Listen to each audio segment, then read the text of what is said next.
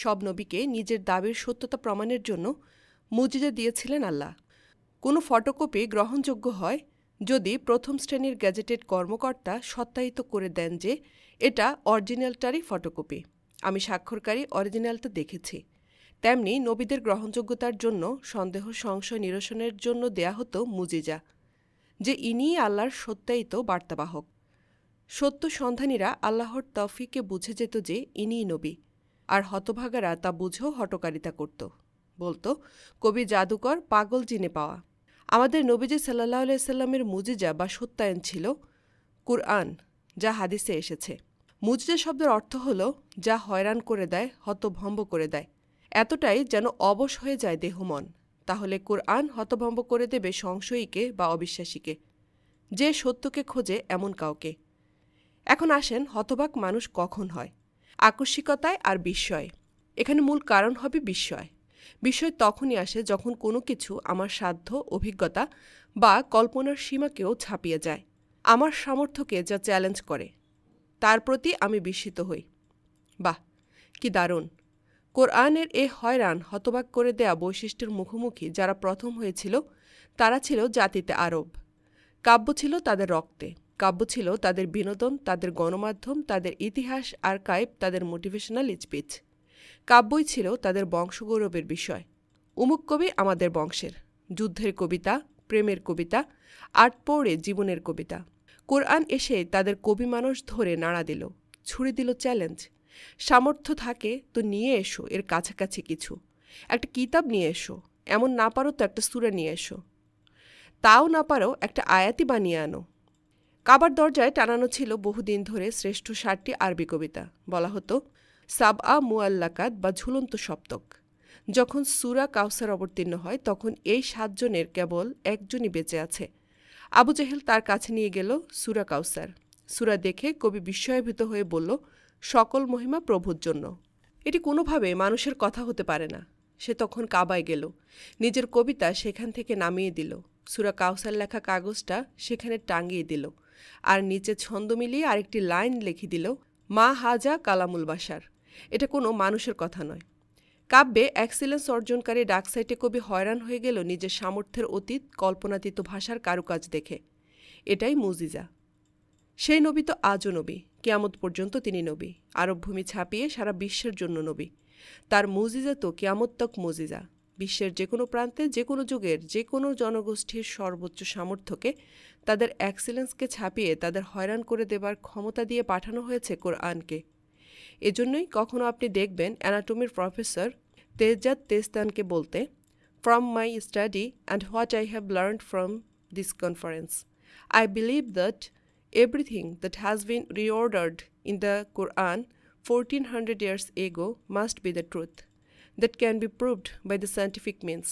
Since the Prophet Muhammad could neither read nor write, Muhammad must be a messenger who relayed this truth, which was revealed to him as an enlightenment by the one who is eligible as the Creator. The Creator must be God. কখনো দেখবেন ভ্রূণ তত্ত্ববিদ professor Keith লে মুরকে বলতে, The description of a membrane in Quran cannot be based on the scientific knowledge available in 17th century. কোরআনে ভ্রূণ বিকাশের যে বর্ণনা তা ৭ম শতাব্দীর জ্ঞান হতে পারে না। দেখবেন সমুদ্রতত্ত্ববিদ উইলিয়াম হেকে বলতে, I find it very interesting that this sort of information is in the ancient scripture of the Holy Quran, and I have no way of knowing where they would come from. But I think it is extremely interesting that they are there and that this work is going on to discover it. The meaning of some of the passage, well, I would think it must be the divine being. Net ঘাটলে এমন বহু সাক্ষাৎকারের video clip আপনি পাবেন। এরা সবাই নিজ নিজ ফিল্ডে এক্সিলেন্স অর্জন করেছেন।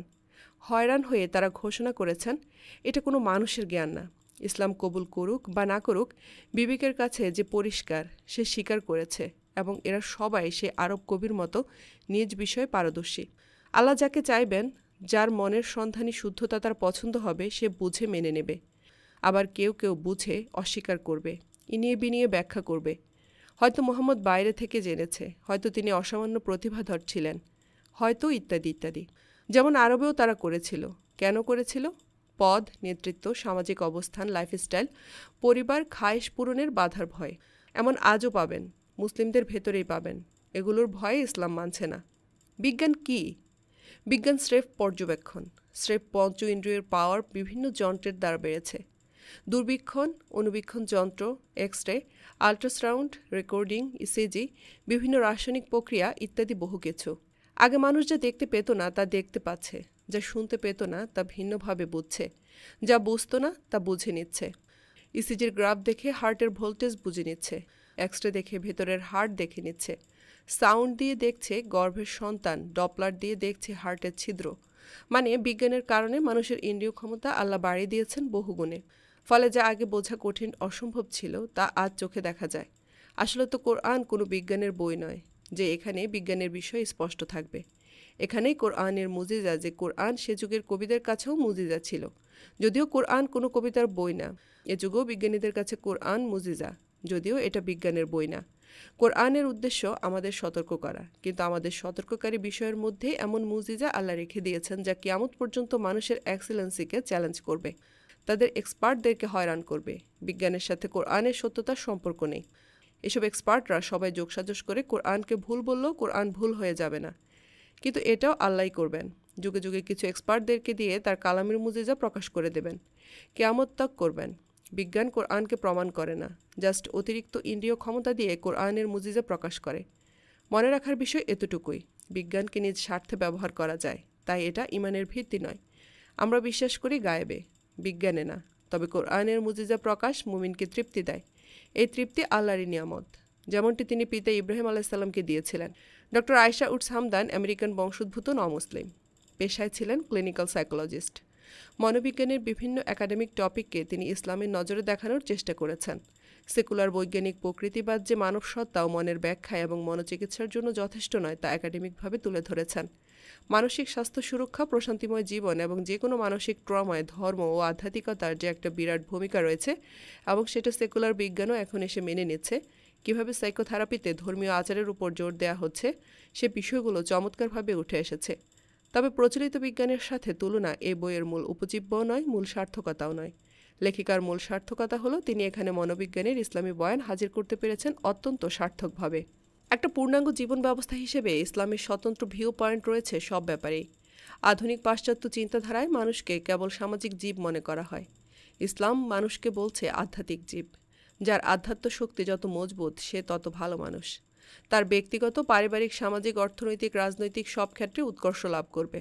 ইসলাম মানবতা, ব্যক্তিত্ব, স্বাধীনতা প্রভৃতির সম্পূর্ণ আলাদা ব্যাখ্যা দেয় এবং এমন একটা জীবন কাঠামোর কথা বলে যা মানব সত্তার ভালো থাকার নিশ্চয়তা দেয়। ধর্মীয় আচার, অন্তরের চর্চা, বিশ্বাস, আন্তঃসম্পর্ক, আত্মনিয়ন্ত্রণ সবকিছুর সমন্বয়ে ইসলাম এমন এক জীবনের কথা বলে যা অর্থপূর্ণ, স্বচ্ছন্দ এবং মানব সত্তার মনোদৈহিক সহজাত স্বভাবের সাথে সঙ্গতিপূর্ণ। অবশ্যই মানুষের মন, মনের নানান অংশ, মনের নানান মিথস্ক্রিয়া, ভাঙা মন, মন নিয়ন্ত্রণ ইত্যাদি বিষয়ে ইসলাম বিস্তারিতভাবে আলোচনা করে, কেননা পরকালের কনসেপ্টটাই মনের সাথে জড়িত। ইসলাম এমন একটা ব্যবস্থা যা পরকালের সাথে ইহকালীন কল্যাণের উপরেও জোর দেয় এবং ইহকালের সাথে পরকালের সম্পর্ক নির্দেশ করে। এভাবে মানুষের সহজাত স্বভাবের অনুকূল এক জীবনাচার ইসলাম নিরূপণ করে দেয়, যা নিশ্চিত করে মানবসত্তার ভালো থাকা। মন, মনোবিজ্ঞান ও মনোচিকিৎসার ব্যাপারে ইসলামের নিজস্ব পূর্ণাঙ্গ দৃষ্টিভঙ্গি বিস্তারিত উঠে এসেছে একাডেমিক ধাঁচে। তবে যারা আমরা একাডেমিক নই, আমাদের প্রত্যেকের এই বইটি পড়া দরকার। এই জন্য যে নিজের মনকে চেনা আর সব কিছু চেনার চেয়ে বেশি দাবি রাখে। পুরো একটা জীবন কেটে যায় নিজেকে জানা হয় না। সবার জন্য সময় বের করা যায়, নিজের জন্য সময় বের হয় না। আমার মন কি কি চায়, মনের কি কি জিনিস প্রশ্রয় দেব, কি কি নিয়ন্ত্রণ করব, ভাঙা মন কিভাবে সামলাবো, কেন আমি ভালো নেই অনুভূতি হয়, উত্থান পতনে মনকে কিভাবে সামলাতে হয়, এগুলো তো জীবনের সবচেয়ে জরুরি শিক্ষা হওয়া উচিত। এক একটা পাবলিক পরীক্ষার পর আত্মহত্যার হিড়িক পড়ে যাচ্ছে। কি শিক্ষা দিচ্ছি আমরা আমাদের বাচ্চাদের? বাবা মা হিসেবে আমরা পুরোপুরি ব্যর্থ। এজন্য প্রত্যেকের বইটা পড়া উচিত নিজের মনের গতি প্রকৃতি বোঝার জন্য। আমার মনের স্বভাব জানলে তাকে নিয়ন্ত্রণ করা আমার জন্য সহজ। মনের হাতে নিজের নাটাই তুলে না দিয়ে আমার হাতে আমার মনের নাটাই থাকবে, এটাই কাম্য। মানসাঙ্ক লেখার সময় মনোবিজ্ঞানের অনার্স লেভেলের বেশ কিছু বই পড়তে হয়েছিল। মেডিকেলে এমবিবিএস কোর্সে সাইকিয়াট্রিও কিছু পড়তে হয় আমাদের। সেই বিদ্যাটুকু কাজে লেগে গেল এখানে। সকলকে পড়ার আহ্বান জানাচ্ছি, চর্চা করারও আহ্বান জানাচ্ছি।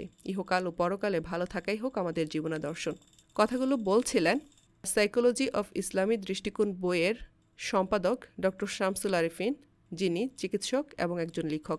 আপনারা চাইলে এই বইটি পড়ে দেখতে পারেন। ডক্টর আয়েশা হামদান একজন মুসলিম হিসেবে ইসলামী দৃষ্টিকোণ থেকে খুব সুন্দরভাবে মানুষের মানব মনকে ব্যাখ্যা করেছেন। আমি এই ভিডিও ডেসক্রিপশনে বইটির লিঙ্ক দিয়ে দেব।